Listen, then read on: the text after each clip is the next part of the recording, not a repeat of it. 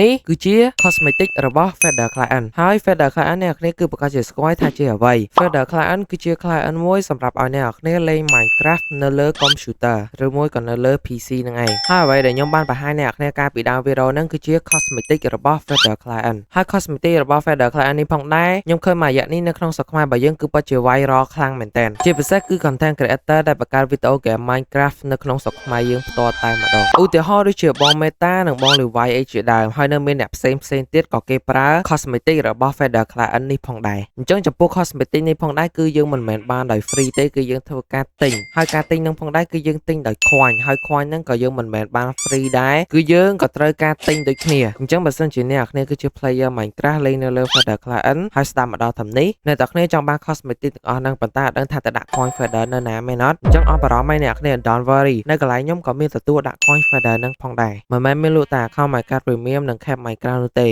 ឡូវហ្នឹងក៏ខ្ញុំមានទទួលដាក់ coin Feather ដូចគ្នាចំពោះតម្លៃវិញគឺពិតជាសមរម្យខ្លាំងមែនតើគ្នាយើងអញ្ចឹងបើសិនជាពីណាគេចង់បានឬមួយក៏ចង់ដាក់ coin Feather Client នេះអ្នកទាំងគ្នាអាច inbox មកតាម Telegram ដែលខ្ញុំដាក់នៅលើវីដេអូនេះបានឬមួយក៏អាច scan QR នៅលើវីដេអូនេះទៅក៏ជា Telegram របស់ខ្ញុំដូចគ្នាអញ្ចឹងកុំភ្លេចបើសិនជាចង់ដាក់ coin Feather Client ឬមួយក៏ចង់តែ account Minecraft Premium អាច inbox មកខ្ញុំឥឡូវនេះបាន